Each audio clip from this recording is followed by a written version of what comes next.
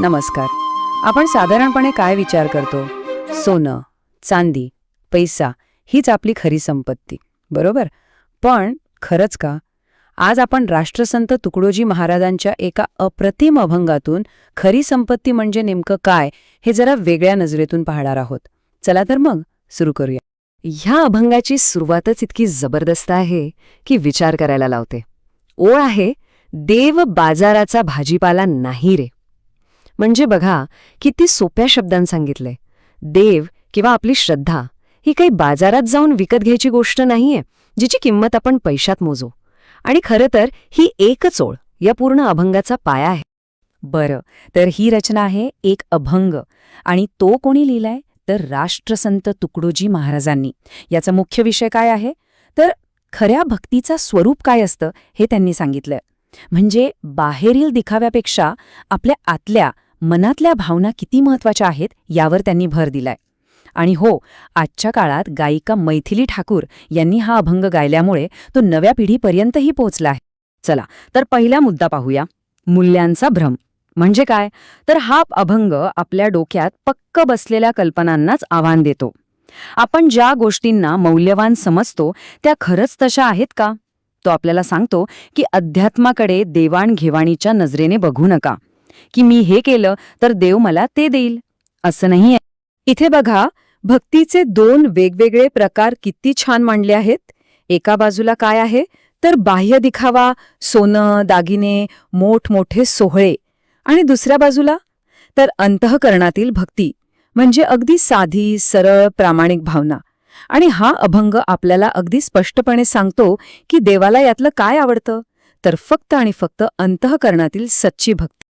आता आपण येतो दुसऱ्या आणि सगळ्यात महत्वाच्या भागाकडे, भाव नावाचं चलन. हो, चलनच.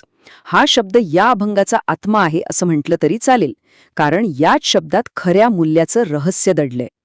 मग असा प्रश्न पडेल की हा भाव म्हणजे नक्की आहे तरी काय? तर भाव म्हणजे आपल्या मनातली अगदी खोल, प्रामाणिक भावना. कोणतंही खोटेपणा नाही, दिखावा नाही, अगदी शुद्ध भक्ती जी आपल्याला थेट त्या दैवत्वाशी जोडते.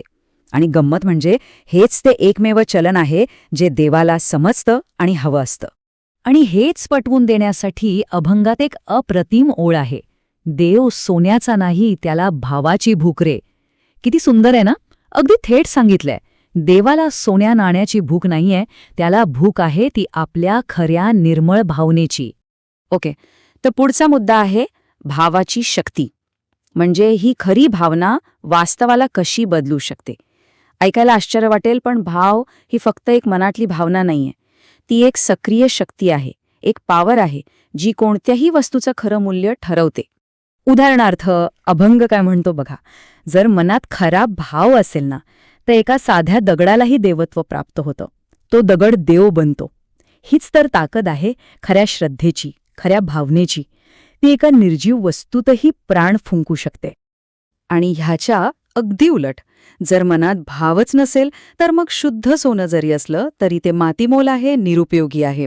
यावरून एक गोष्ट अगदी स्पष्ट होते की ज्याच्या मागे सच्ची भावना नाही त्या भौतिक गोष्टींना काहीही किंमत नाही. चला तर मग आता चौथ्या भागाकडे वळूया. प्रश्न असा आहे की हे दैवत्व नक्की राहतं तरी कुठे? आतापर्यंत आपण भाव म्हणजे काय हे समजून घेतलं. आता तो भाव कसा जपायचा, कसा वाढवायचा आणि त्यातून दैवत्वाशी कसं जोडलं जायचं याबद्दल अभंग आपल्याला काय मार्गदर्शन करतो ते पाहूया. अभंग आपल्याला एक सरळ, सोपा मार्ग दाखवतो. फक्त 3 पायऱ्या आहेत. पहिली, ढोंग आणि दिखावा पूर्णपणे सोडून द्या. दुसरी, साधेपणाला आपलंसं करा. आणि तिसरी आणि सगळ्यात महत्वाची, एक प्रामाणिक, खरं बोलणारं मन तयार करा. कारण अशाच स्वच्छ मनात दैवत्व स्वतःला प्रकट करतं. आणि आता आपण आलो आहोत या अभंगाच्या अगदी शेवटच्या आणि निर्णायक संदेशाकडे. तो एकच प्रश्न की मग खरी संपत्ती आहे तरी काय? अभंगाचा शेवट होतो एका अतिशय ताकदीच्या ओळीने, तुका म्हणे भाव हाच खरा धन. आता इथे तुका म्हणे ही एक पारंपरिक नाममुद्रा आहे जी संत आपल्या अभंगात वापरतात. तर यातून तुकडोजी महाराज आपल्याला काय सांगत आहेत? ते सांगत आहेत की सोनं, नाणं, पैसा, अडका हे खरं धन नाहीच. खरं धन, खरी संपत्ती म्हणजे आपल्या अंतःकरणातील भाव. तर मग ह्या सगळ्या चर्चेतून आपण काय शिकलो? चला थोडक्यात पाहूया. 1. दैवत्व ही काही बाजारात विकत मिळणारी वस्तू नाही. 2. आपली सच्ची भावना म्हणजेच भाव हा जगातल्या कोणत्याही महागड्या वस्तूंपेक्षा जास्त किमती आहे. आणि 3. देवाला भेटायचा असेल तर त्याचा मार्ग साधेपणातून आणि प्रामाणिकपणातून जातो, दिखाव्यातून नाही. आणि जाता जाता एक प्रश्न आपल्या सगळ्यांसाठी. आजच्या या दिखाव्याच्या जगात जिथे प्रत्येक गोष्ट बाहेरून कशी दिसते यालाच महत्त्व आहे, अशा जगात आपण आपली खरी संपत्ती नक्की कशाला समजतो यावर थोडा विचार करायला हवा, नाही का? जय जय जय महाराष्ट्र मेरा.